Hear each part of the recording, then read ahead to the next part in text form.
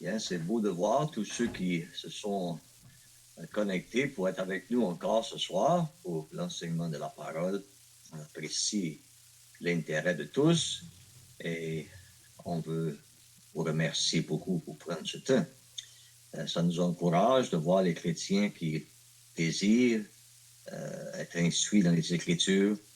Et c'est quelque chose qu'on réalise chacun de nous, notre grand besoin, en tout temps, mais particulièrement dans ces temps ici où on est très limité dans la liberté qu'on avait avant de pouvoir se réunir en assemblée. Avant d'ouvrir la parole de Dieu, nous allons demander l'aide du Seigneur dans la prière. Notre Père céleste, nous nous approchons de toi sans nous précipiter, avec révérence et avec reconnaissance, quand nous pensons à la grâce que tu nous as faite, nous, des pécheurs de la race d'Adam. Nous étions tous condamnés au jugement éternel, mais du ciel tu as envoyé ton Fils afin qu'il prenne la condamnation à notre place. Et nous sommes si reconnaissants, notre Dieu, que le Seigneur Jésus a été obéissant jusqu'à la mort, même la mort de la croix. Et sur cette croix, ta parole nous dit si bien qu'il a porté lui-même nos péchés en son corps sur le bois. Nous te remercions que son œuvre accomplie, il est remonté au ciel. Et nous attendons ton Fils qui pourra revenir à n'importe quel moment. Nous prions pour les membres de nos familles. Nous avons plusieurs d'entre nous des enfants, même des petits-enfants, des frères et des sœurs, même des parents qui ne connaissent pas ton Fils encore. Et notre grand désir, notre Dieu, c'est qu'eux aussi viennent à découvrir leurs besoins et viennent à la connaissance du Sauveur qui les aime. Notre Dieu, nous prions donc que dans ces circonstances présentes, tu vas parler encore à nos bien-aimés pour les sauver. Certains d'entre eux ont entendu l'Évangile plusieurs fois, ont même grandi dans l'Évangile. Et ce soir, ils sont des adultes, ils sont même des parents, mais ils sont dans le monde cherchant le bonheur dans ce monde mauvais. Oh notre Dieu, nous prions donc que tu vas avoir pitié d'eux. Nous voulons penser spécialement à Raymond Poirier ce soir et à David. Et ce ne sont que deux parmi tant d'autres. Chaque famille représentée, nous avons de nos proches et nous prions pour eux. Nous voulons prier maintenant que tu nous accordes ton aide dans la parole. Te remercions pour les Écritures. Nous demandons, notre Dieu, que nous allons être nourris par toi-même, en glanant dans ta parole ce qui va nourrir nos âmes, nous encourager et nous fortifier dans notre désir de vivre pour toi en attendant ton Fils. C'est dans ton nom précieux que nous le demandons. Amen. Amen. Et on va lire encore ce soir dans le livre d'Esdras, au chapitre 3.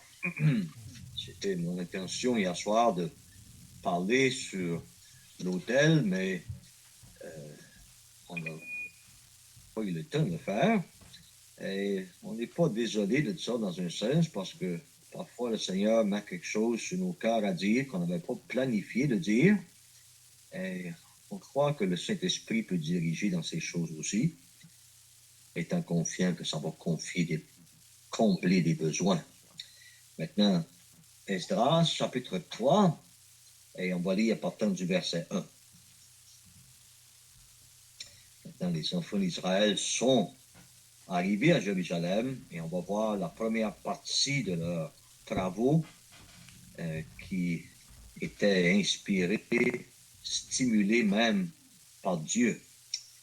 Verset 1 dit, le 7e mois arriva et les enfants d'Israël étaient dans leur ville. Alors le peuple s'assembla comme un seul homme à Jérusalem. Josué, fils de Jotsadak, avec ses frères, les sacrificateurs, et Zorobabel, fils de Shealtiel, avec ses frères, se levèrent et bâtirent l'autel du Dieu d'Israël, pour y offrir des holocaustes selon ce qui est écrit dans la loi de Moïse, homme de Dieu. Il rétablit l'autel sur ses fondements, quoiqu'ils aient à craindre les peuples du pays, et ils offrirent des holocaustes à l'Éternel, les holocaustes du matin et du soir. Ils célébrèrent la fête des tabernacles, comme il est écrit, et ils offrirent jour par jour des holocaustes selon le nombre ordonné pour chaque jour. Après cela, ils offrirent l'holocauste perpétuel, les holocaustes des nouvelles lunes et toutes les solennités consacrées à l'Éternel. Et ceux de quiconque faisait des offrandes volontaires à l'Éternel. Dès le premier jour du 7e mois, ils commencèrent à offrir à l'Éternel des holocaustes. Cependant, les fondements du temple de l'Éternel n'étaient pas encore posés. Maintenant, on va tourner dans le Nouveau Testament. Les autres lectures qu'on va faire se trouvent dans le Nouveau Testament. Premièrement, dans l'Évangile de Matthieu, au chapitre 23. Matthieu, chapitre 23. Ça, c'est pas un passage qu'on lit fréquemment dans des réunions, mais c'est un passage qui m'a touché des années passées et qui m'a aidé à comprendre certains aspects de la vérité.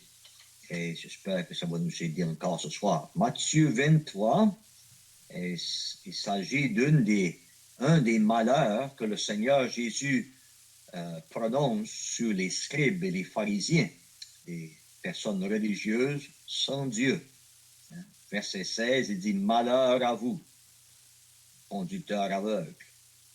Et au verset 18, « Si quelqu'un, dites-vous encore, jure par l'autel, fait un serment par l'autel, vous dites que ce n'est rien. Mais si quelqu'un jure par l'offrande qui est sur l'autel, il est engagé, aveugle. Lequel est le plus grand, l'offrande ou l'autel qui sanctifie l'offrande? Marquez ici ces paroles du Seigneur. Il dit que l'autel sanctifie l'offrande. Maintenant, dans Jean chapitre 4,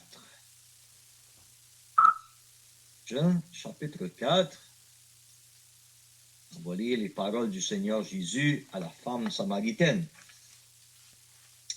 Merveilleuse vérité que le Seigneur Jésus a révélée à cette femme.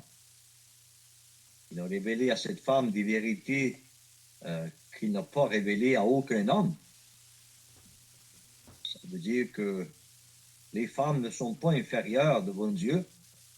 Au contraire, certaines femmes de la Bible sont plus spirituelles que les hommes. Il dit ici, au verset 22, « Vous adorez ce que vous ne connaissez pas. Nous adorons ce que nous connaissons, car le salut vient des Juifs. Mais l'heure vient, et elle est déjà venue, où les vrais adorateurs adoreront le Père en esprit et en vérité, car ce sont là les adorateurs que le Père demande ou que le Père cherche. Dieu est esprit, il faut que ceux qui l'adorent en esprit et en vérité.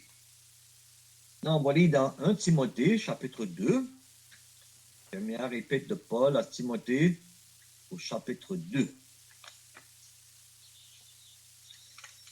Et au verset 1. 1 Timothée, chapitre 2, verset 1. J'exhorte donc, avant toute chose, à faire des prières, des supplications, des requêtes, des actions de grâce pour tous les hommes, pour les rois et pour tous ceux qui sont élevés en dignité, afin que nous menions une vie paisible et tranquille, en toute piété et honnêteté. Cela est bon et agréable devant Dieu, notre Sauveur, qui veut que tous les hommes soient sauvés et parviennent à la connaissance de la vérité. Et finalement, dans l'Épître aux Hébreux, Hébreux, chapitre 13.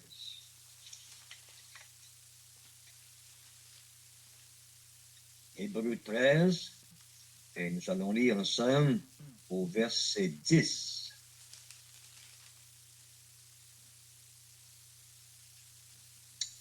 L'auteur dit ceci: nous avons un autel dont ceux qui font le service au tabernacle n'ont pas le droit de manger. C'est significatif, n'est-ce pas? Verset 13.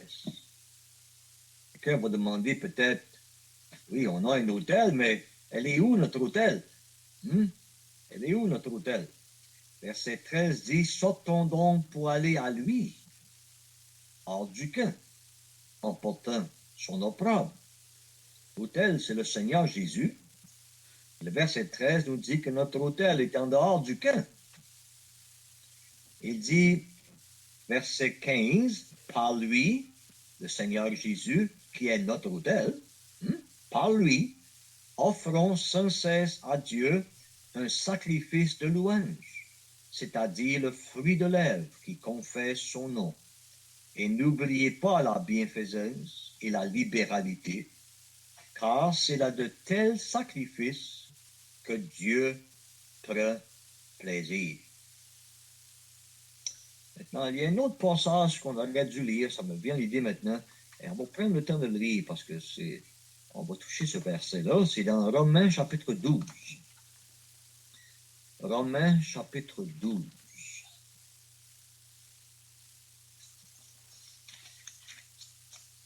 Et on va lire les versets 1, 2 et 3. Je vous exhorte donc, frères, par les compassions de Dieu, à offrir vos corps comme un sacrifice vivant, saint, agréable à Dieu, ce qui sera de votre part un culte raisonnable. Ne vous conformez pas au siècle présent, mais soyez transformés par le renouvellement de l'intelligence, afin que vous discerniez quelle est la volonté de Dieu, ce qui est bon, agréable et parfait. Par la grâce de Dieu qui m'a été donnée, je dis à chacun de vous de n'avoir pas de lui-même une trop haute opinion, de revêtir des sentiments modestes, selon la mesure de foi que Dieu a départie à chacun. Et les versets qui suivent jusqu'au verset 9 nous parlent des dons spirituels que Dieu nous a donnés pour servir les autres. Ça va suffire pour notre lecture. Nous faisons confiance à Dieu qui va bénir même la lecture de sa parole à nos cœurs. Bien, hier soir, on a touché un peu quelque chose qui était élémentaire à notre étude. L'étude qu'on fait, c'est de Babylone à Jérusalem. Le titre de cette étude est basé sur Esdras chapitre 1 et au verset 11. C'est marqué à la fin de ce verset de Babylone à Jérusalem.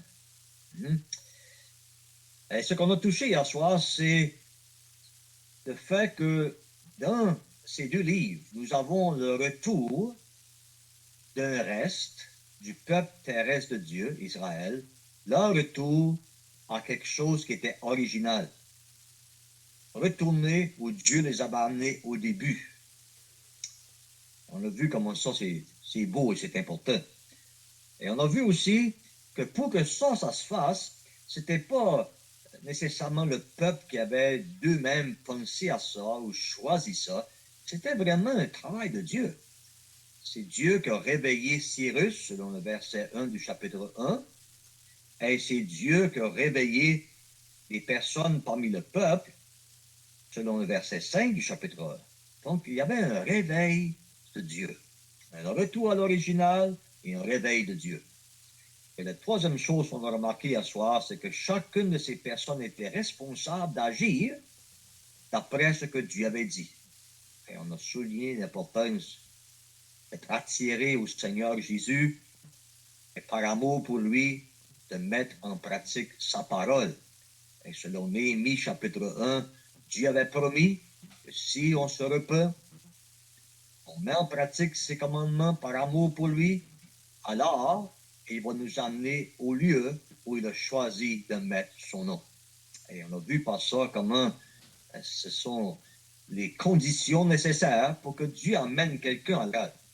Comme il a fait pour Israël en les ramenant à Jérusalem, même chose aujourd'hui. Dieu utilise les mêmes principes, les mêmes conditions pour emmener quelqu'un à l'assemblée. Maintenant, ce soir, on veut parler de ce qui est illustré sur la carte. C'est-à-dire, sur la carte que vous avez eue, vous allez voir qu'il y a une genre de clôture qui représente le temple, la muraille de Jérusalem. Et en haut, à gauche un peu, il y a un petit dessin qui représente le temple. Et juste entre le temple et la muraille, il y a quelque chose de rougeâtre, de brunâtre, qui s'appelle l'autel. Donc ça illustre les trois choses qui sont réparées, rebâties, restaurées dans le livre d'Esdras et Néhémie. Il y a l'autel, le temple et la muraille. L'autel, ça nous parle du sacerdoce des croyants. On va expliquer ça. C'est un grand mot pour quelqu'un qui est jeune sauvé, mais le sacerdoce des croyants, ça veut dire que les croyants sont des sacrificateurs, selon le Nouveau Testament. Dans le temple, on va voir que le temple nous parle du service des croyants, là où on peut servir Dieu. Et la muraille elle-même, ça nous parle de la sanctification et la séparation des croyants. Donc ça, c'est les trois sujets qu'on va revenir dessus. On va développer ces sujets-là en pensant à l'autel, au temple et à la muraille. Je vais faire un point ici qui est élémentaire, mais qui est important, qui, moi, m'a touché personnellement. C'est que quand Dieu ramène ces gens-là à Jérusalem, il ne les ramène pas là pour faire quelque chose de tout à fait nouveau. Une nouvelle idée que Dieu a eue, un nouveau commencement, quelque chose qui n'avait jamais été vu avant. Non, en effet, il les ramène à quelque chose qui avait déjà existé. Donc, c'est pas que tout d'un coup, Dieu décide, je vais avoir un temple à Jérusalem, je vais avoir une maison à Jérusalem, je vais avoir mon hôtel à Jérusalem, et aller bâtir ma maison à Jérusalem. Non, non. Non. Dieu avait déjà une maison à Jérusalem où il habitait. Il y avait déjà eu un hôtel à Jérusalem où on offrait des sacrifices à l'Éternel. Et il y avait déjà cette muraille qui avait été bâtie autour de la ville. Donc Dieu les ramène à quelque chose qui avait déjà existé. Et ça, vous savez, c'est important pour nous parce que c'est la même chose dans le Nouveau Testament pour nous aujourd'hui en 2021. En 2021, Dieu ne commence pas des choses nouvelles. Dieu n'est pas comme les compagnies de voitures, vous savez, qu'à tous les 4-5 ans, ils sortent un nouveau modèle de voiture. Ils font la même chose pour 3, 4 ans, 5 ans, et après 5 ans, ils changent de modèle. Non, non, Dieu n'est pas comme ça. Dieu a établi une chose dans l'Ancien Testament, c'était un temple fait de pierre, c'était quelque chose de physique, visible, littéral, où son peuple adorait, et Dieu n'a jamais modifié ça dans l'Ancien Testament. Dans le Nouveau Testament, Dieu a aussi commencé quelque chose. Cette fois-ci, ce n'est pas quelque chose de matériel, mais c'est quelque chose de spirituel. La maison de Dieu dans le Nouveau Testament, ce n'est pas une bâtisse faite avec du bois ou de la pierre.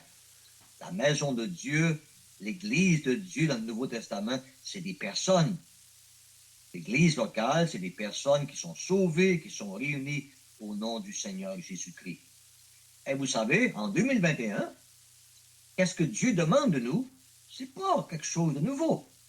C'est de retourner à ce qui a déjà existé. et qui est scripturaire. Et ça, c'est important.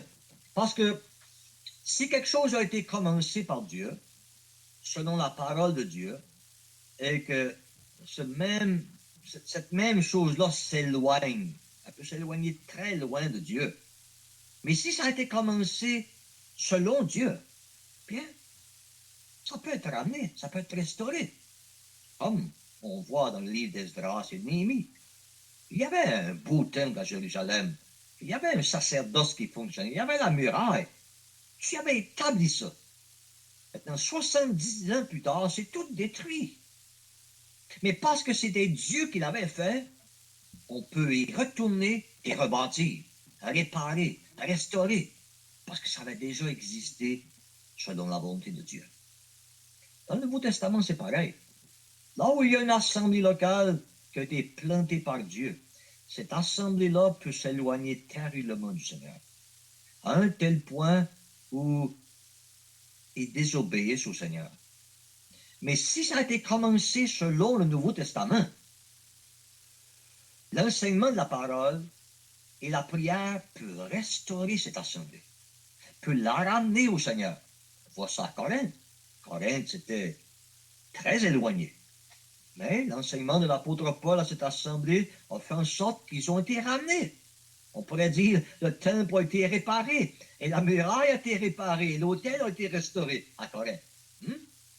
Dans ça, c'est important, frères et sœurs. Parce que tout ce qui n'a pas été fait par Dieu au début, on ne peut jamais rien faire avec Dieu. Jamais rien faire pour Dieu avec cette chose-là. Ce que les hommes avaient commencé à Babylone, les enfants d'Israël ne pouvaient pas espérer améliorer ça, modifier ça pour que ça puisse être à la gloire de Dieu et servir à leur adoration. Non, à Babylone, Dieu n'avait jamais rien commencé, là. Voyez-vous? Même chose aujourd'hui.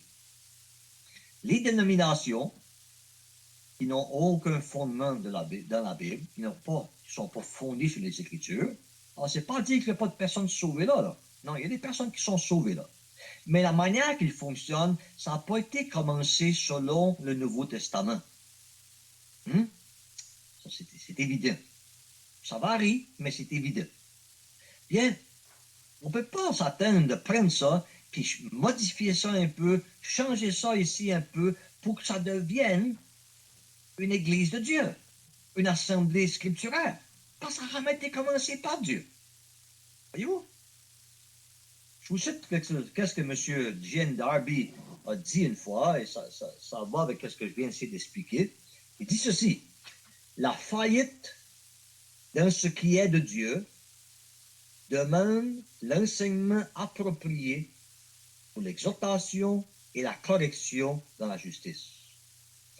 Mais les faux principes et la fausse position ne laissent aucune base divine pour la restauration. Les faux principes ou positions doivent donc être abandonnés.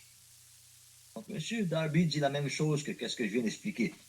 C'est que qu'est-ce qui a été commencé par Dieu, même si ça s'éloigne, ça peut être ramené.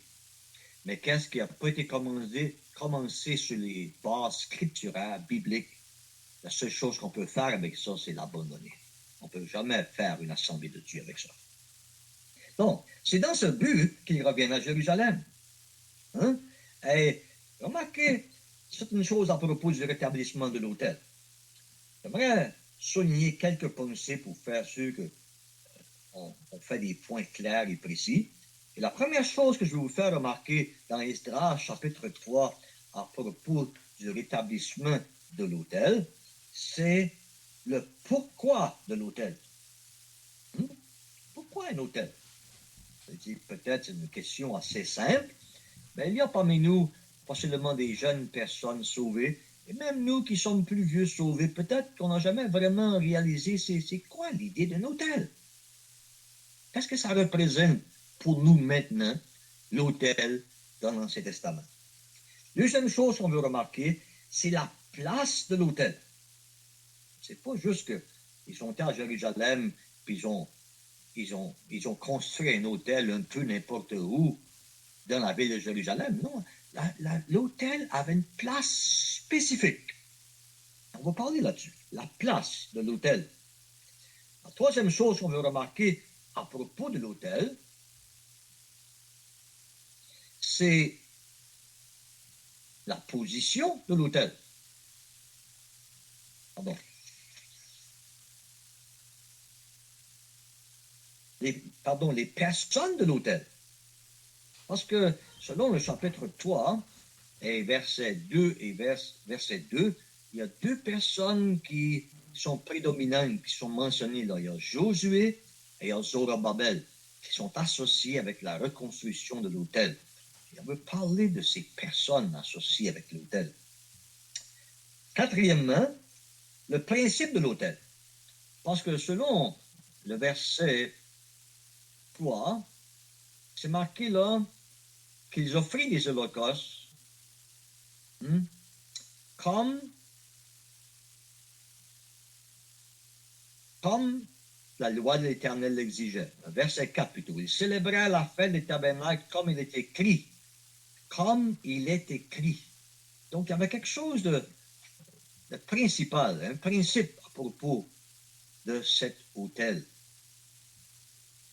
Et l'autre point qu'on veut remarquer à propos de l'autel, c'est la protection qu'ils ont expérimentée à cause de l'autel. Parce que selon le verset 3, c'est marqué qu'ils ont fait ça, même s'il y avait à craindre les peuples du pays. Il y avait un sentiment de crainte envers les peuples du pays, de la part des peuples du pays. Et on veut remarquer quelque chose qui nous parle de la protection concernant cet autel. Et la première chose qu'on remarque, c'est pourquoi un autel?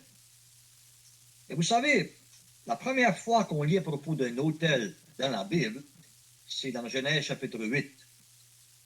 Question de Noé. Lorsqu'il est sorti de l'arche, il a bâti un autel à l'Éternel, il a pris des animaux purs, il les a offerts en holocauste à l'Éternel.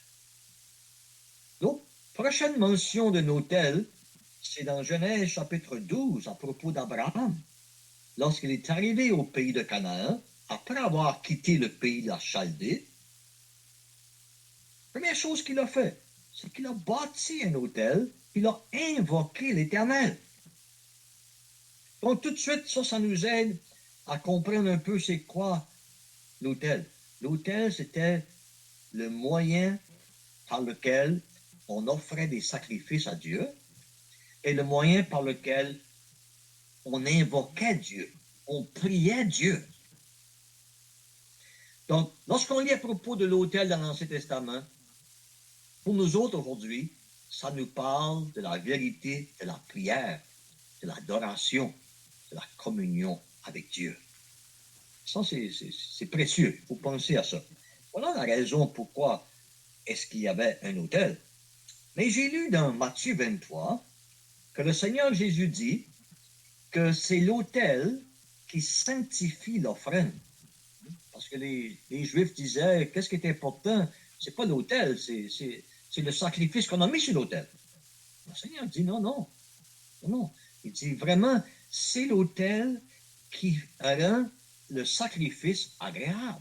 C'est à cause que le sacrifice est offert sur l'autel que Dieu l'accepte. Que Dieu prend plaisir dans le sacrifice. L'autel est important. Donc, l'autel, ça nous parle de qu'est-ce qui rend nos prières et notre adoration et les rend agréables et acceptables devant Dieu. Ah, vous savez, ça, c'est vraiment beau. Parce que lorsqu'on arrive dans Hébreux chapitre 13, l'auteur dit ceci, nous avons un autel. Et il dit plus tard, par lui, le Seigneur Jésus, offrons sans cesse à Dieu le sacrifice de louange, le fruit de lèvres qui confesse son nom. Donc, les sacrifices qu'on offre aujourd'hui, ce n'est pas des agneaux, ce n'est pas des taureaux, ce n'est pas des oiseaux. C'est des sacrifices spirituels. C'est nos louanges. C'est faire du bien aux autres. C'est des sacrifices spirituels. Et l'auteur nous dit ceci, par lui, par le Seigneur Jésus, qui est notre autel. On prie Dieu, on adore Dieu. Pourquoi? Parce que c'est lui, notre autel, qui rend nos sacrifices spirituels, nos prières, nos louanges, notre adoration, il les prend et les rend acceptables devant Dieu. Et vous savez, ça, c'est vraiment merveilleux parce que lorsqu'on prie, on réalise, lorsqu'on prie, et après qu'on a prié, qu'il y a des imperfections dans nos prières. Lorsqu'on essaie d'adorer le Seigneur, il y a des imperfections dans notre adoration. Mais c'est vraiment touchant de savoir que le Seigneur Jésus prend ses prières, il prend ses louanges, il prend cette adoration et il les rend acceptables devant Dieu. Dieu reçoit nos louanges, Dieu reçoit nos prières, Dieu reçoit notre adoration parce qu'on les présente à lui à travers son Fils et notre autel. C'est là la raison pourquoi, lorsqu'on prie, on prie le Père au nom du Seigneur Jésus. C'est vous? Parce que c'est à travers le Seigneur Jésus que Dieu accepte nos prières, nos louanges, notre adoration. Donc, pourquoi l'autel? C'est l'autel qui est le moyen par lequel on peut avoir communion avec Dieu dans la prière et l'adoration. Et cet autel-là nous parle du Seigneur Jésus-Christ, qui, lui, prend nos prières, notre adoration, et les rend acceptables devant Dieu. Donc, dans la prière, on exprime notre dépendance sur Dieu. Dans l'adoration, on exprime notre appréciation à Dieu pour son Fils et ce qu'il a fait sur la croix pour nous. Ça, c'est le pourquoi de l'autel. Et vous savez, il n'y avait rien comme ça à Babylone. Non, non, non, non. À Babylone, il n'y avait aucun autel au Dieu d'Israël. Parce que c'est marqué ici, au verset 2 d'Esdras, toi, que l'autel qu'ils ont bâti, c'était l'autel du Dieu d'Israël. Toutes sortes d'autels à Babylone, mais il n'y avait pas d'autel au Dieu d'Israël. Et frères et sœurs, ça nous fait penser à ceci. Hébreux chapitre 13, verset 13 nous dit que notre autel n'est pas dans la religion. Notre autel est en dehors du camp. Sortons donc pour aller à lui, hors du camp, portant son opprobre. Notre autel, il rend nos prières, notre adoration, notre service agréable à Dieu, ne se trouve pas dans ce qui a été institué par les hommes, la religion des hommes. Elle se trouve en dehors tout à fait. Et c'est à lui qu'on va dans l'assemblée locale, on sort de la religion organisée. On rompt les liens avec ce que les hommes ont institué comme religion, peu importe le nom qu'on leur donne. Et on sort tout à fait en dehors pour aller à lui. Pourquoi est-ce qu'on sort? C'est parce que lui est dehors. Et on va à lui, notre autel, pour pouvoir adorer ensemble et prier ensemble dans l'assemblée locale. Deuxième chose qu'on remarque à propos de l'autel, c'est la place. On a lu dans Esdras chapitre 3 qu'ils ont rétabli l'autel, remarquez au verset 3, sur ses fondements. Donc, ce n'était pas un nouvel emplacement pour l'autel. Non. Ils ont rétabli l'autel au lieu exact où elle avait été avant, 70 ans avant, 100 ans avant, 200 ans avant, 500 ans avant. L'autel était là et ils l'ont remis à la même place, sur ses fondements. Et c'était quoi là? C'était quoi la place? Bien, si vous regardez la carte que vous avez, l'autel, si on entrait dans la ville de Jérusalem, disons, par la porte des brebis ou la porte de la prison, et qu'on s'approchait du temple, la première chose qu'on rencontrait, c'était l'autel. On ne pouvait pas entrer dans le temple sans passer par l'autel. C'est important, n'est-ce pas? C'est pas juste du hasard, c'est Dieu qui avait décidé ça comme ça. Et c'est à remarquer que la première chose que les enfants d'Israël ont fait lorsqu'ils sont revenus à Jérusalem, ils ont rétabli l'autel peut-être si ça aurait été vous ou si ça aurait été moi, on aurait commencé par la muraille. On aurait dit, bon, on va réparer la muraille. Après que la muraille sera réparée, là, on aurait la sécurité, la protection, puis là, on pourra travailler tranquillement à l'hôtel puis au temple. Ou peut-être quelqu'un aurait dit, bien, on devrait commencer par le temple. Après ça, on ferait l'hôtel. Non, non, non, non. C'est remarquable que la première chose qu'ils ont rétablie, c'était l'hôtel. Donc, qu'est-ce qu'on apprend par ça? On apprend ceci. Ça souligne la priorité dans la vie du chrétien, de sa communion avec Dieu, dans la prière et l'adoration. Tout commence par là, frères et sœurs. Ça, je sais que c'est pas quelque chose de nouveau pour la plupart d'entre nous ce soir, mais on a besoin de se le rappeler. On a besoin d'y revenir. Parce que on dirait que c'est la première chose qui laisse aller dans nos vies, n'est-ce pas? On peut continuer à aller à des réunions, on peut continuer peut-être à parler du Seigneur à certaines personnes, mais on dirait que la première chose qu'on est enclin à négliger, c'est la prière. La première chose qu'on est en train de négliger, c'est l'adoration. Pourquoi ça? Parce que Satan sait que si on devient négligent dans notre vie de prière, et si on se relâche dans notre vie d'adoration, le reste va souffrir. Il y aurait des conséquences. Et la raison pourquoi ça commence avec l'adoration, c'est parce que tout dans la vie chrétienne découle de la communion avec Dieu, de la prière et l'adoration. Et vous qui êtes jeunes sauvés, est-ce que je pourrais vous encourager? J'espère que ça va devenir une conviction pour vous et que ça va vous aider à former des bonnes habitudes dans votre vie chrétienne, au début de votre vie chrétienne. Il faut avoir un temps à tous les jours pour vous passer du temps avec Dieu dans la prière et l'adoration. Idéalement au début de la journée. Parce que sans ça, le restant de votre vie chrétienne va souffrir. Bon, on peut prouver ça par le Nouveau Testament. Je vais juste de vous donner quelques exemples. Vous pouvez les noter si vous voulez. Et vous pourrez y revenir plus tard. Je vous exhorte à regarder à ces versets vous-même. Acte 9, verset 12. Quand le Seigneur envoie Ananias vers Saul de Tarse, vous savez ce que le Seigneur dit à Ananias?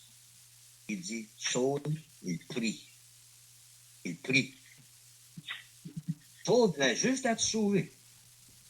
Et la première chose que Saul fait avant de prêcher, avant de visiter, avant même d'être baptisé, il prie. C'est ça, ça veut dire. La chose qui est naturelle à quelqu'un qui vient de naître de nouveau, c'est qu'il veut parler à Dieu. Parce que la première chose qu'un enfant de Dieu fait, il veut parler à Dieu dans la prière. Et c'est dans ce contexte que le Seigneur envoie Ananias pour parler à Saul. Remarquez, au chapitre 1, versets 13 et 14 des Actes, avant même que la première assemblée soit formée à Jérusalem, les apôtres, avec les femmes, étaient réunis dans la chambre haute et ils priaient. Ils priaient avant même de former l'assemblée.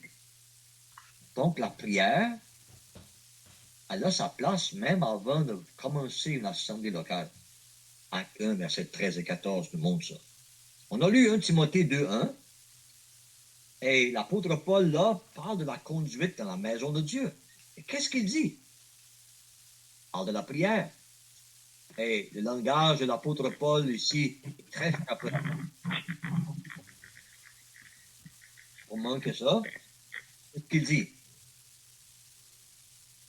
Il dit, j'exhorte donc avant toute chose à faire des prières, des supplications, des requêtes. Et vous avez manqué, je le relis. J'exhorte donc avant toute chose. Avant toute chose. Avant de prêcher, avant de visiter. Première chose dans la vie d'une assemblée, c'est la prière. Vous savez, frères et sœurs, si on va voir la main de Dieu à l'œuvre dans l'Évangile, parce qu'ici, c'est le contexte du salut des hommes, On va commencer par la prière. La vie de prière d'une assemblée, c'est qu'est-ce qui vient avant toute chose. Même dans Matthieu 18, quand le Seigneur parle premièrement d'une assemblée locale, dans ce contexte, il dit, si deux d'entre vous s'accordent sur la terre pour demander quelque chose, ça va vous être accordé. Et il dit ça lorsqu'il est question de la discipline.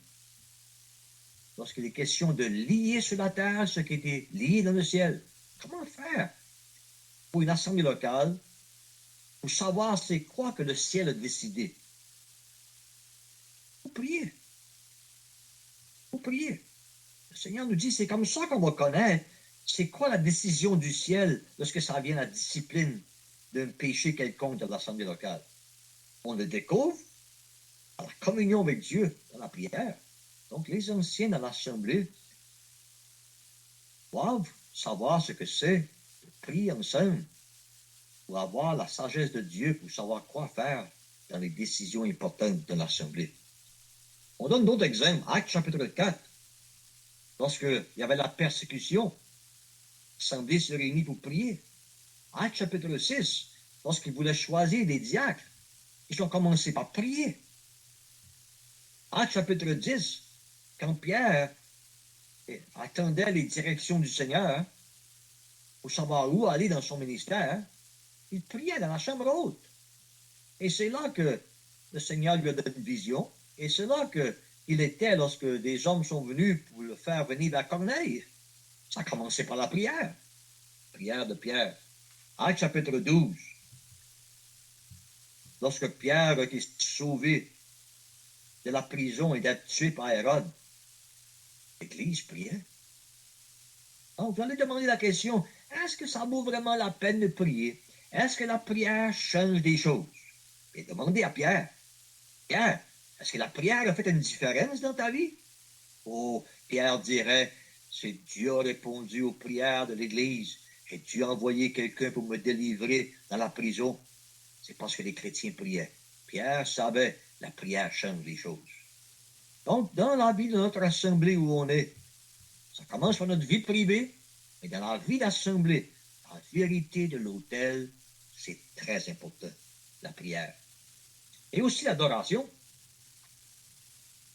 On n'a pas lu tout le verset, mais dans Jean chapitre 4, à la fin du chapitre, le Seigneur Jésus, au verset 35 et 36, il dit aux disciples, levez les yeux, regardez les champs qui déjà blanchissent pour la moisson.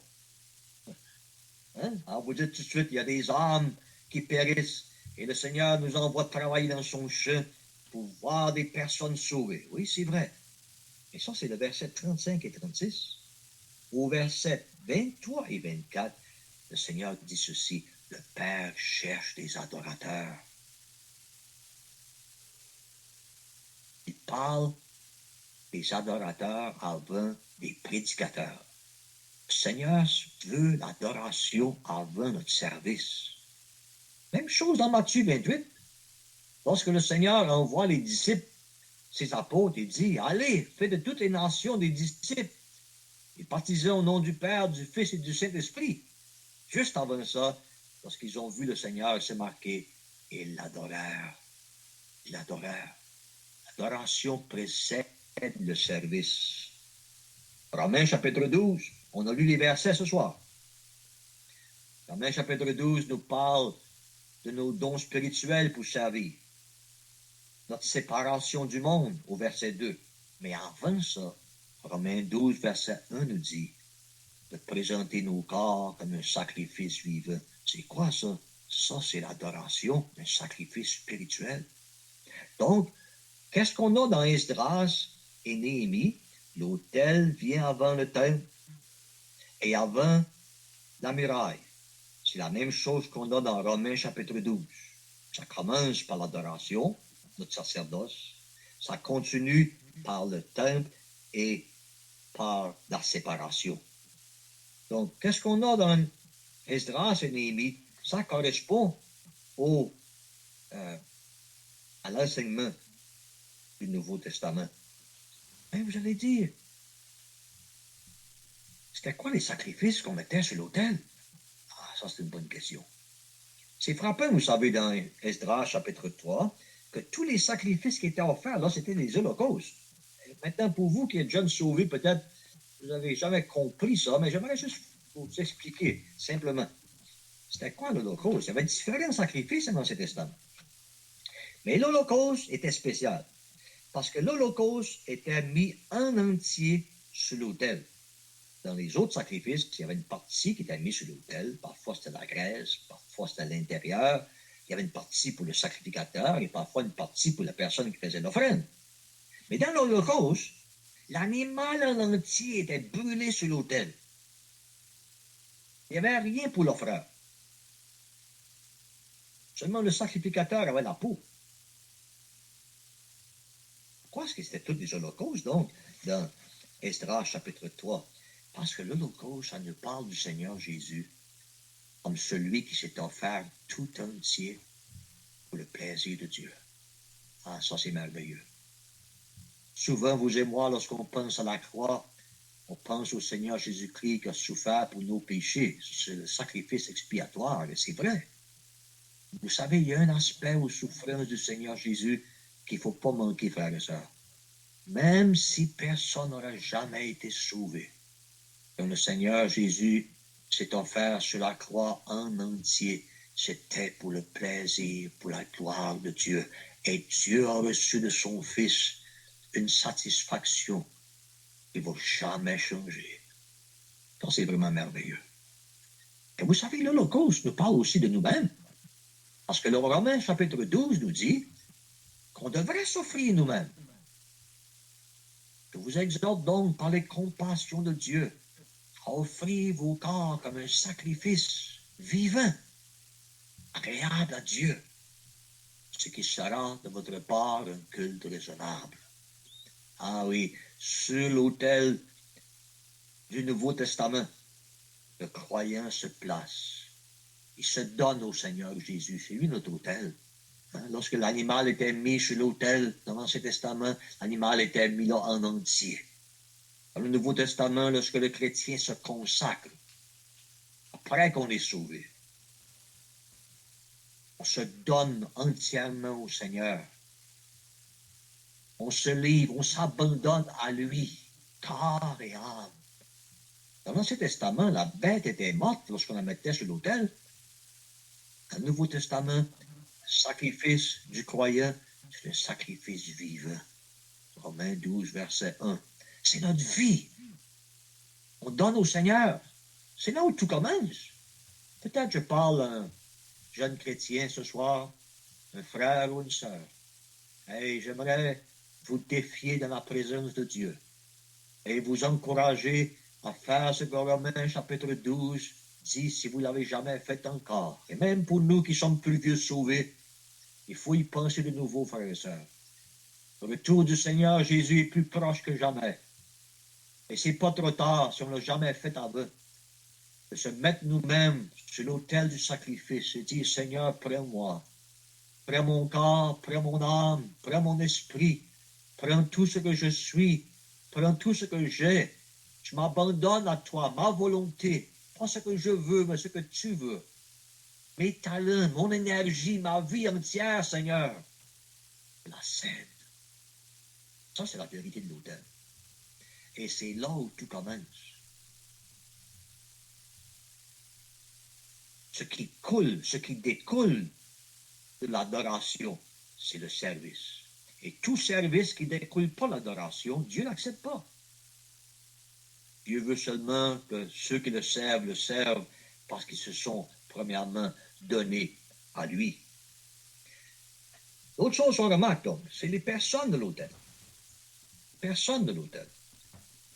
Esdras chapitre 3 nous parle de Josué et Zorobabel. Josué, c'était un sacrificateur. Et il vient là avec ses frères, les sacrificateurs. Ça, c'est remarquable. Zorobabel, c'est qui? Si on lit dans 1 Chronique 3 et même Matthieu chapitre 1, verset 6 et verset 13, le nom de Zorobabel est mentionné là. Et Zorobabel était dans la ligne royale. C'était un descendant de David. Donc, on a deux ici. On a un sacrificateur et on a un de la descendance royale. Tous les deux impliqués dans le rétablissement de l'autel du Dieu d'Israël. Vous savez qu'est-ce que ça veut dire? Dans le Nouveau Testament, on nous est enseigné, 1 Pierre chapitre 2, que tous les croyants sont des sacrificateurs. Oui, des vrais prêtres. Tous les sauvés du Nouveau Testament sont des sacrificateurs, des personnes qui ont le droit de s'approcher de Dieu pour adorer Dieu et pour prier Dieu. Ça, c'est merveilleux. Et qu'on soit un frère, qu'on soit une sœur, qu'on soit jeune sauvé d'une heure ou qu'on soit sauvé pour 50 ans, pas de différence. On est tous sacrificateurs. Mais vous savez, dans 1 Pierre chapitre 2, il est question d'un saint sacerdoce. Un sacerdoce saint. Et c'était aussi question d'un sacerdoce royal. Le saint sacerdoce, c'est lorsqu'on s'approche de Dieu pour offrir à Dieu des prières, des doigts, de l'adoration. Le sacerdoce royal, c'est lorsqu'on va vers les hommes pour parler de Dieu aux hommes. On annonce ses vertus. Lisez ça pour vous-même dans 1 Pierre chapitre 2. Et Josué, lui, il nous parle du saint sacerdoce, des sacrificateurs. Mais Zorobabel fait partie de la lignée royale, et ça nous fait penser au sacerdoce royal. On représente le roi lorsqu'on va vers les hommes pour le parler de Dieu. Et ces deux sont illustrés dans Zorobabel et dans Josué. Et vous savez, ces hommes-là, pour la plupart d'entre eux, peut-être qu'ils n'avaient jamais saisi ça. Ils sont en train d'adorer à un autel, offrir les holocaustes à un autel qu'ils n'avaient jamais vu avant. Parce que ça faisait 70 ans que le peuple était à Babylone. Et une chose est certaine, il n'y avait pas d'autel de même à Babylone. Oh non, non, non, non. Et vous savez, frères et sœurs, ces hommes-là, Josué, il était sacrificateur à Babylone. Remarquez bien ceci, c'est important. Et ses frères étaient sacrificateurs à Babylone. Mais à Babylone, ils ne pouvaient pas exercer le sacerdoce. Ils ne pouvaient pas adorer Dieu, offrir des sacrifices sur l'autel d'Israël à Babylone. Oui, ils étaient sacrificateurs parce que c'était un droit de naissance. Ils étaient nés dans la famille des sacrificateurs. Mais ils ne pouvaient pas exercer le sacerdoce. Alors, vous savez, c'est la même chose aujourd'hui. Ces hommes-ci, il y avait seulement une place qui pouvait offrir des sacrifices à l'Éternel, et c'était à Jérusalem, là où Dieu avait mis son nom. Le Nouveau Testament, c'est pareil. Tous les sauvés sont des sacrificateurs, peu importe où ils vont le dimanche. Mais ce n'est pas tous les sauvés qui peuvent exercer leur sacerdoce d'une manière collective, ensemble, avec d'autres sacrificateurs.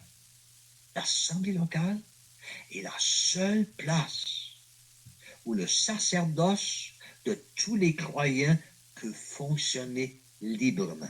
Qu'est-ce que ça veut dire? Ça veut dire ceci. L'assemblée locale est la seule place où les frères et les sœurs peuvent prier ensemble sans entrave, sans l'organisation des hommes, sans un homme qui leur dit « Ok, c'est à ton tour de prier ». Cette semaine-ci, c'est à ton tour de prier. Non, non, il n'y a rien d'organisé par les hommes. Ils peuvent fonctionner ensemble. Les frères tout fort, les sœurs à voix basse, silencieusement. Mais ils adorent ensemble. On ne peut pas faire ça dans les dénominations des hommes. Non, non. Moi, j'étais là, ben, je sais. On peut être sacrificateur là, mais on ne peut pas exercer notre sacerdoce.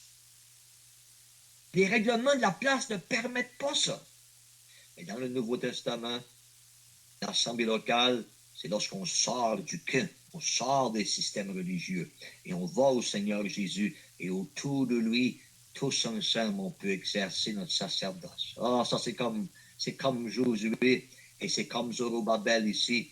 Ils peuvent fonctionner autour de l'autel de l'Éternel, quelque chose qu'ils ne pouvaient pas faire à Babylone. Impossible.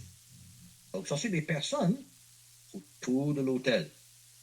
Maintenant, Je vois que mon temps est déjà terminé.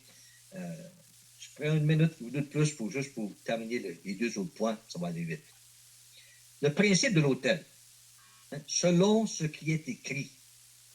Selon ce qui est écrit. Ça fait penser à Jean chapitre 4, verset 23. Parce que là, le Seigneur a dit que les adorateurs, présentement, ils n'adorent pas Dieu avec des choses matérielles, avec un temple visible, avec des rites religieux, avec des sacrifices visibles, avec des sacrificateurs, les habits spéciaux. Hein? Non, non.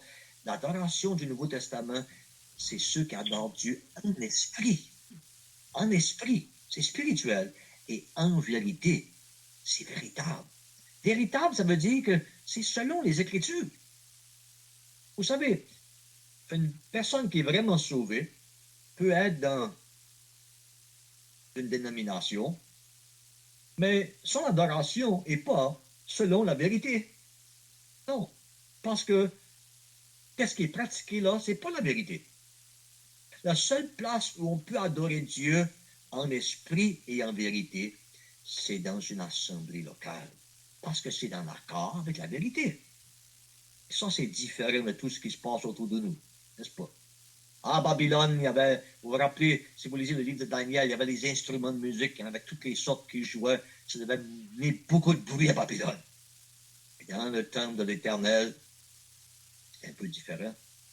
Dans le Nouveau Testament, vous savez, c'est même différent que dans l'Ancien Testament. Dans le Nouveau Testament, l'adoration de l'assemblée locale n'est pas stimulée par la musique. C'est beau la musique. C'est beau de jouer la musique ensemble à la maison et de chanter des cantiques chrétiens à la maison. Il n'y a rien de mal à ça. Mais dans l'assemblée locale, absolument aucune mention de musique dans le Nouveau Testament. Pourquoi? Parce que Dieu ne veut pas que notre adoration soit stimulée par aucune autre chose que son Saint-Esprit dans nos cœurs qui nous touche avec la personne de son Fils. L'adoration d'une assemblée locale n'est pas déterminée par ce qui attire les regards, les beaux bâtiments avec des belles décorations, ce qui attire les sens humains, et c'est spirituel. La dernière chose qu'on remarque, c'est la protection de l'autel, au verset 3. C'est vrai, selon la version seconde ici, que c'est marqué « quoi qu'ils aient à craindre les peuples du pays ». Si vous lisez la version Darby dit qu'ils l'ont fait car la terreur des peuples de ces contrées était sur eux. Ils l'ont pas fait malgré la crainte des peuples. Ils l'ont fait à cause que la terreur des peuples était sur eux. Ils l'ont fait parce qu'ils ont réalisé ceci. Notre seule protection, c'est d'être en communion avec Dieu. Notre seule protection, c'est de donner à Dieu la première place en l'adorant, en lui offrant les sacrifices. Et vous savez, c'est la même chose pour nous aujourd'hui, frères et sœurs. Notre protection contre les attaques de l'ennemi, ce n'est pas notre don spirituel. Ce n'est pas notre intelligence spirituelle. Notre protection contre les attaques de l'ennemi, c'est l'autel dans nos vies. C'est la prière, c'est l'adoration, c'est la communion avec Dieu. Que Dieu nous accorde un désir fervent, un désir renouvelé, qu'il ranime en nous cette passion, cette flamme, de passer du temps avec notre Dieu dans la prière, de chercher sa face, de l'adorer et d'exercer notre sacerdoce dans le lieu où notre autel se trouve, le Seigneur Jésus-Christ. Que Dieu bénisse sa parole en nos cœurs.